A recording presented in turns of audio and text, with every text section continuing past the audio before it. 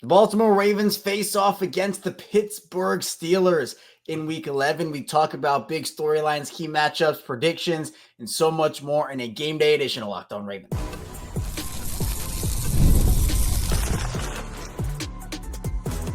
You are Locked On Ravens, your daily Baltimore Ravens podcast. Part of the Locked On Podcast Network, your team every day.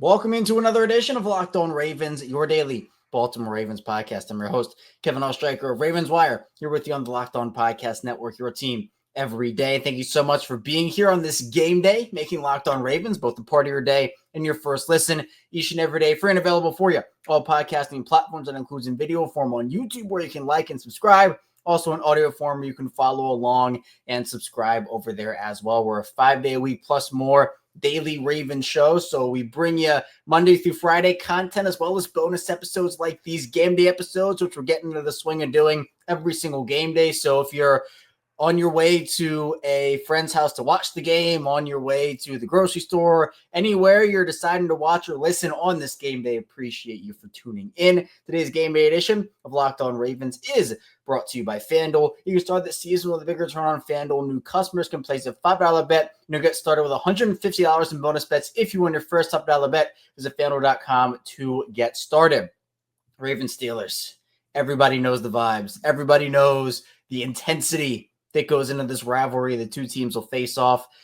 And really, this is a big game, not just because it's rivalry week, but because this is first place in the AFC North. This is the game that decides that for now, not for the whole season, but for now. Steelers come into this game at 7-2. Ravens come into this game at 7-3.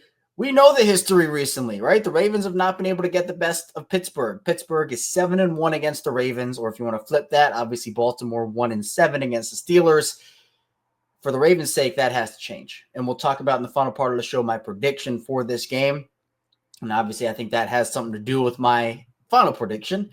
But to me, these two teams, they're different.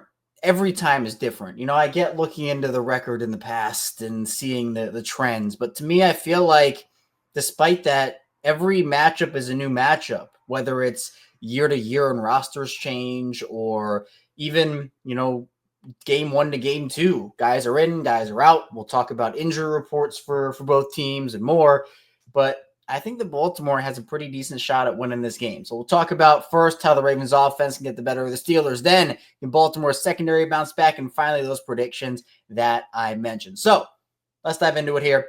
First of all, starting off with this Baltimore offense. We know the Pittsburgh Steelers defense is a formidable unit, but this Ravens offense is more than formidable. I mean, they're a historic group. There are no ifs, ands, or buts about that. Absolute history has been made and will continue to be made by this group all year long.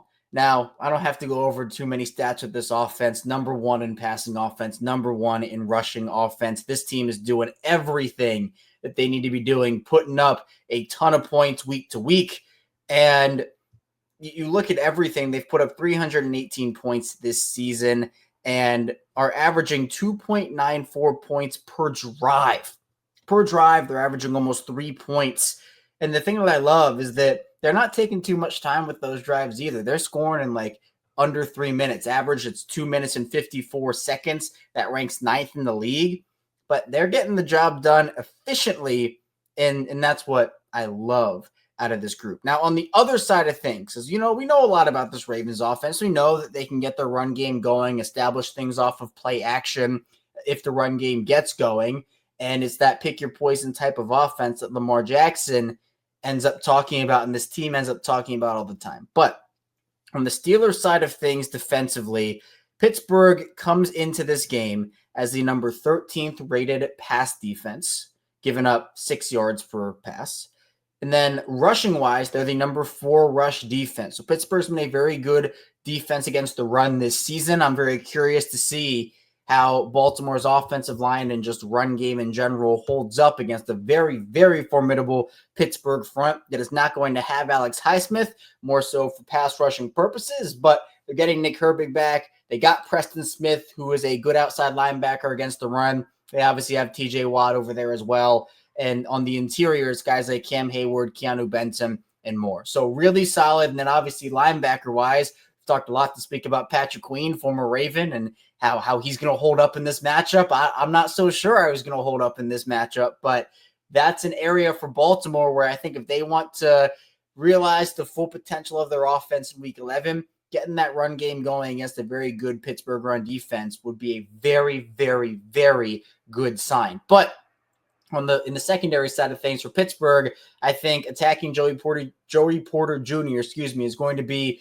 one of the biggest things that this team can do, because he can sometimes get a little holdy, low grabby. And if you're able to pick up some penalties on him, move the ball down the field, make him second guess himself, and really let it be known that he's not going to get away with stuff, I think that to me is going to be really, really big. Obviously, in that secondary, Minka Fitzpatrick is kind of their Kyle Hamilton, although Kyle Hamilton is better, but they like to move him all around the field, and he's had moments against Baltimore. So Minka's somebody that I think you always have to be on the lookout for. And just not being a defense, well, for Baltimore's sake, not letting Pittsburgh's defense be a defense that goes out there and forces turnovers, right? That's the big thing here.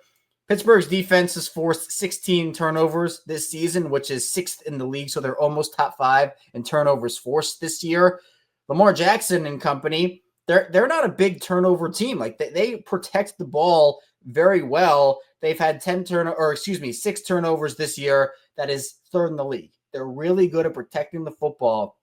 So essentially, it's strength on strength there, which is being able to protect the ball if you're Baltimore versus being able to take it away if you're Pittsburgh. So if the Ravens want to get the better of Pittsburgh's defense, keep them out on the field and don't give Pittsburgh good field position on offense by turning the ball over in inopportune spots. That is interceptions, that is fumbles, turnovers on downs, whatever it may be. To me, the big key, though, this is the big one. Make sure you're putting yourself in second and medium and second and short situations. Now, the Ravens have been decently good on 3rd and long this season. At least it feels like recently they have been. It's not necessarily all sunshine and rainbows there, and it shouldn't be. But you want to put yourselves, if you put this Ravens offense in 2nd and 3, and that you get 2 cracks at it with, let's say, Derrick Henry, you're probably going to be picking up those 3 yards. That's a lot better than getting yourself into a 2nd and 10, then all of a sudden you have to, okay, let's pick up some chunk yards, make it a 3rd and manageable. But what if you don't pick up those yards and it becomes 3rd and long? I think first down yardage gain is going to be a really big key for Baltimore in this game, especially because you don't want to have Pittsburgh's pass rushers, despite Alex Highsmith not being there. You don't want to have Pittsburgh's pass rushers being able to pin their ears back and say, hey, we're going after the quarterback, and we know we're going after the quarterback. Lamar can do magical things. We know Lamar is Houdini. Lamar is the great one when it comes to escaping things and making things happen outside of the pocket. But you want to be able to keep Lamar upright, keep Lamar in the pocket, and just as that pick your poison of, well, if you blitz Lamar, if you're Pittsburgh, that's not the game plan anymore. You know, that game plan was far, far, far a long, long time ago. If you blitz Lamar and you're not effective in doing it, he's going to dice you. He's going to slice and dice. But if you can't rush for effectively and you drop guys back, but you can't get pressure on Lamar, well, he's going to go through his reads. He's going to make something happen. He's going to dice you. He's going to slice you and dice you then too. So for Pittsburgh, the key for them is being able to, I think, probably rush 4 or 5 and get good pressure on Lamar then. But even with Lamar then, it's a step-by-step process of bringing him down, right? Because if you're the Ravens, you know and you're confident that you have Lamar back there who, if a guy beats an offensive lineman quickly, well, now you have to bring Lamar down. And that's probably harder than beating the offensive lineman in itself, because with Lamar's escapability, you can go out there. And something I've been talking about for the past couple of weeks now is Lamar's now starting to draw penalties on the defense, because when he floats out of that pocket and is looking for someone, looking, guys can't cover for that long. Something we talk about with the Ravens defense, and we'll talk about it in the second part of the show. But guys start to hold receivers. Guys start to get a little grabby and pushy and whatnot.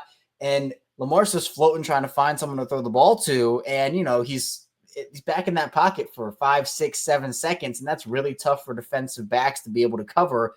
So especially with the way that Baltimore's receivers can separate and can get shifty with Zay Flowers or Rashad Bateman. Hey, maybe we see some level of a Deontay Johnson revenge game this week. Mark Andrews knowing when Lamar wants to be at all times and them having that street ball connection. It gets tough.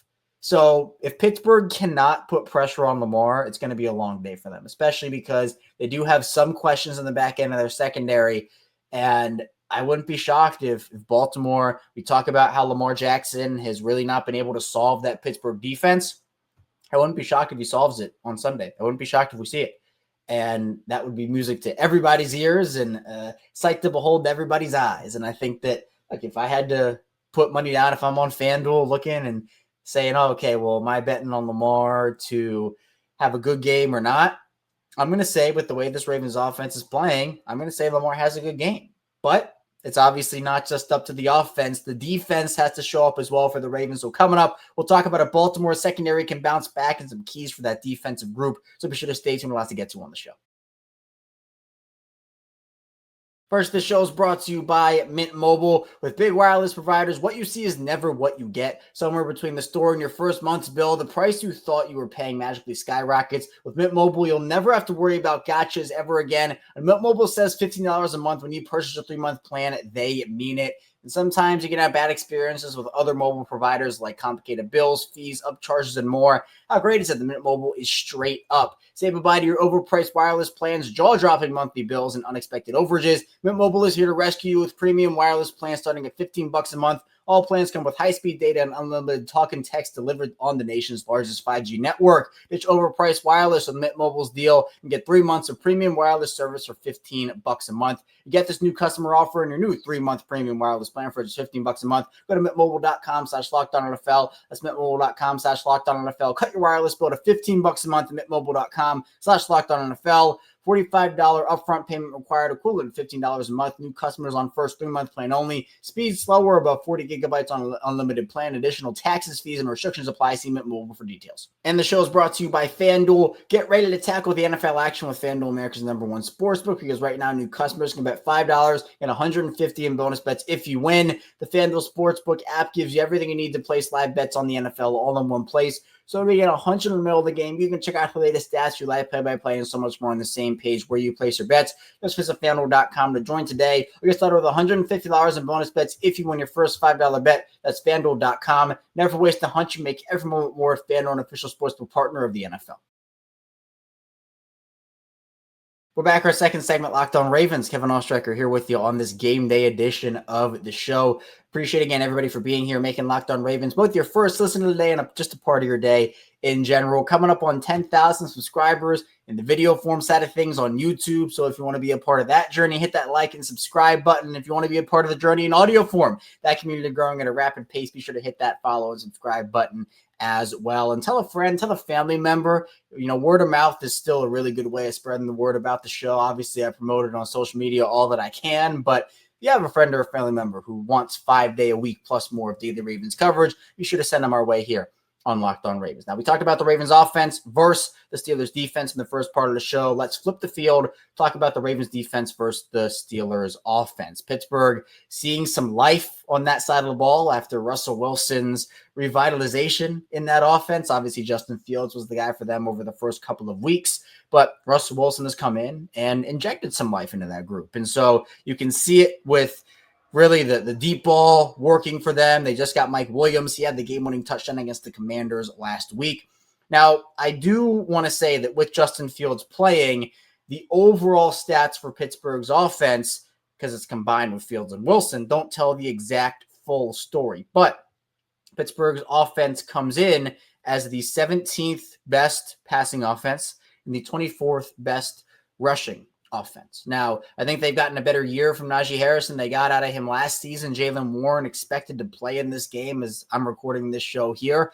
So those are two guys you have to be worried about if you're Baltimore. But at the same time, in Baltimore, their run defense has been incredible this season. So that's an aspect where usually for teams with Baltimore having the #1 rush defense in the league, you're kind of like, oh, well, all right, how big of a factor is the run game? And that puts opposing offenses in the binds of throwing the ball. Well, the good thing for those opposing offenses is the Ravens secondary and just the pass defense in general, It's been pretty bad this season. In fact, more than pretty bad. Baltimore comes into this game as the 28th best pass defense in the league, giving up 6.9 net yards per attempt. They've seen big aggression from players like Brandon Stevens and Marcus Williams. We just got some word that Eddie Jackson is not traveling with the team for non-injury related reasons. He's going to be out in this game. Would not be shocked if Eddie Jackson is cut on Monday or Tuesday. Based off of that, I mean, that's never good. I don't know what the deal is. And again, not jumping to any conclusions before we have the full story. We don't really know what went on there. But when a guy doesn't travel with the team and has already seen his role reduced, doesn't bode very well. Arthur Millette not going to play in this game. He's been playing pretty well since coming back from his injury. So you're going to be relying on guys like Brandon Stevens and Marcus Williams to step up to the plate. Do Bo Braid and Sanusi Kane get opportunities, right? Obviously, Marlon Humphrey's played well. Darius Washington's played well. Kyle Hamilton, who is going to play, he said in this game, he's played well, but hopefully he's not limited by that ankle injury he suffered. They need everybody to step up. And it's not just the secondary members. In the pass rush department, that pass rush looked really good against Cincinnati. Looked a lot better. And while the Ravens, their stats will tell you one thing, the eye test tells you another in a lot of different circumstances. So Nnamdi Madubuike having 3 sacks, Odafe Owe, Tavius Robinson, all these guys having moments, Travis Jones on the interior as well. Everybody needs to step up. Everybody does. Because if you cannot get pressure on Russell Wilson, you don't want to have him getting Pat Freiermuth involved, getting Mike Williams involved. Obviously, George Pickens is the guy you have to worry about. We've had this conversation over and over and over again on this show of you have to be able to shut down the top weapon in whatever offense you're facing. And Baltimore just has not been able to do that this season for whatever the reason. It's like, okay, go make someone else beat you. If Mike Williams beats you, if he's the reason you lose, you live with it. If Pat Freiermuth is the reason you lose, you live with it. I'm very curious to see what they do with Pat Freiermuth and kind of seeing what they do with the middle of the field because Roquan Smith has regressed in terms of pass coverage. And so is he going to be able to cover Pat Freiermuth effectively? You know, it's going to be interesting because they have a lot of players that can make something happen, but it's not like they have a star-studded cast of players. George Pickens is a star. George Pickens is an incredible football player. And, you know, Russell Wilson is playing better than he played in Denver. Obviously, he's not prime Seattle Russell Wilson, right? I mean, please, we're not talking about that. But at the end of the day, I do think that the Ravens have an opportunity to bounce back in this game. And I don't think it's going to be perfect, but I do think that with the way that the Ravens run defense is and some of the things that Russell Wilson has done over the course of his time not in Seattle, I do think that Baltimore can maybe force a turnover or two, flip the tide in their favor. Because, again, what happened in that Thursday night game? They flipped the tide in that game with a Marlon Humphrey forced fumble. Timely turnovers are huge for both sides. You cannot have it if you're Baltimore's offense, and you have to have it if you're Baltimore's defense. So, I mean, these AFC North games are always they're always so unpredictable. Like we've seen with the Cincinnati games twice now. I'd expect this one to be a bit more low scoring than those Cincinnati games, but still a really, really good opportunity for Baltimore to get back on track in the secondary. And I think that it'd be a really big statement almost because this Pittsburgh offense has been playing well with Russell Wilson in it. So I think it'd be a big confidence booster all the way around. But coming up in the final part of the show, we'll be diving into some predictions, key storylines, a little bit more of that, and a lot more with this game in particular. So be sure to stay tuned. A lot to get to on this game day edition of Locked On Ravens. First, the show is brought to you by Hillsdale College. Time is our most precious commodity, so don't waste it scrolling through the same mind-numbing content for hours and hours. How can you spend it wisely to improve yourself? Our sponsor, Hillsdale College, is offering more than 40 free online courses, including Constitution 101, Introduction to Free Market Economics, and more. And if you want a course on the Great American Story, they have that over at Hillsdale as well. All of Hillsdale's courses are self-paced so that you can start whenever and tune in wherever. Plus, you can go deeper with readings, quizzes, discussions, or just enjoy the lectures. Go right now to hillsdale.edu/lockedon to enroll. There's no cost, and it's easy to get started. That's hillsdale.edu/lockedon to register, hillsdale.edu/lockedon.